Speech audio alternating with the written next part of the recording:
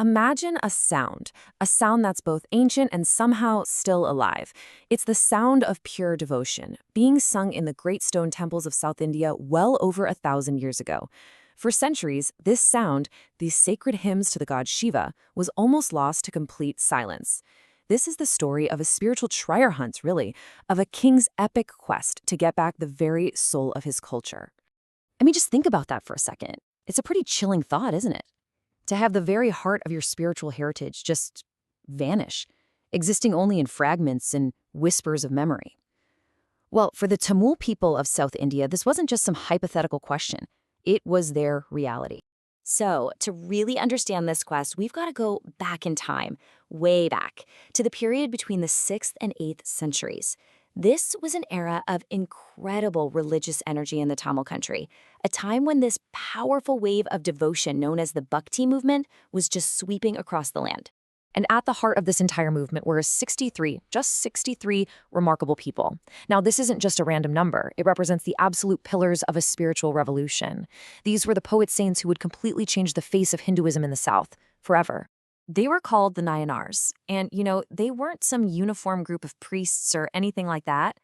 No, they were people from every single corner of society, and they were united by just one thing, this ecstatic, all-consuming love for the god Shiva. And they expressed that love through thousands of beautiful, powerful hymns. What's truly amazing when you look into it is just how diverse this group was. I mean, the Nayanars included Brahmins, kings, oilmongers, even people who were considered untouchables. They basically proved that in the eyes of God, a life of pure devotion was way more important than what you were born into, which was a seriously radical idea for that time. Now, among all 63, 3 of these saints really stood out. They were the most influential, the most prolific, Sambandar, Appar, and Sundarar. And together, they compose this incredible body of work, basically an oral scripture of thousands of hymns that came to be known as the Thevaram. But the story doesn't stop there. So let's jump forward a couple of centuries to the 10th century.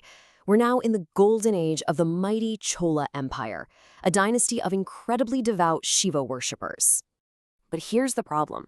In the centuries after the saints had lived, their hymns, which were all passed down orally, just started to fade away.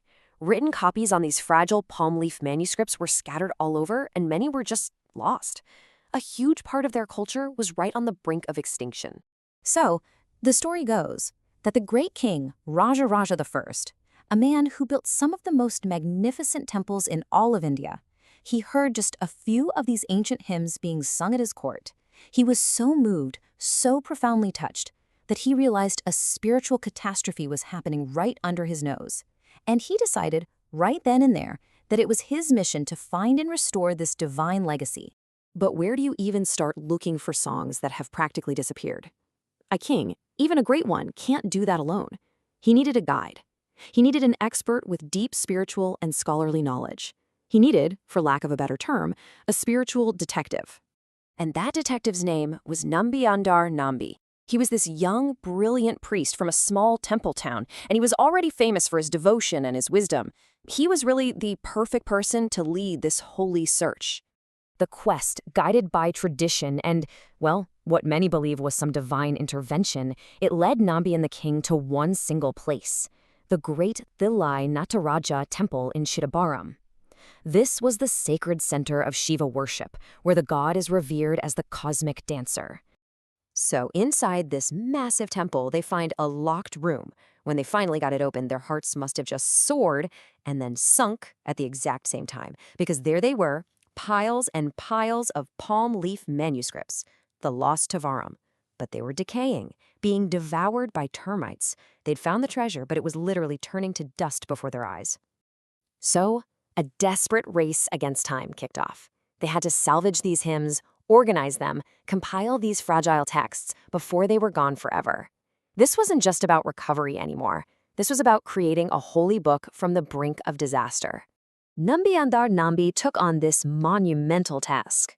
He carefully sorted through all the manuscripts, arranging the hymns of that Devaram trio, Sambandar, Appar, and Sundarar, into the first 7 volumes.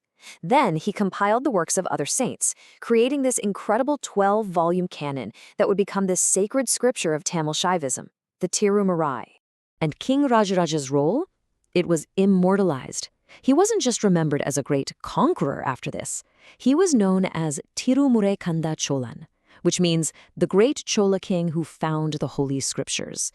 His legacy became spiritual as much as it was political. So, okay, this was obviously a massive undertaking. But why does a 1,000-year-old preservation project still matter so much to us today? Well, because its impact went so far beyond just saving some old songs. It fundamentally reshaped how an entire religion was practiced.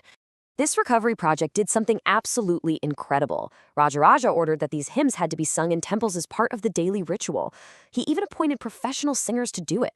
And, for the very first time, images of the Nayanmar saints themselves were placed in temples, elevating them to figures people could worship. This basically took devotion out of the exclusive hands of priests and made it a musical, participatory experience for absolutely everyone, preserving a heritage that, believe it or not, continues to inspire millions of people today. You know, when it's all said and done, this story teaches us a lesson that's completely timeless. The quest of Rajaraja Chola and Nambi under Nambi is this powerful reminder that our culture, our art, our knowledge, it's all fragile. It doesn't survive by accident. It survives because passionate people, patrons, scholars, guardians, they see its value and they fight to preserve it. And it really makes you wonder, what treasures from our own digital age are at risk of being lost? And who's going to step up to be their guardians for the future?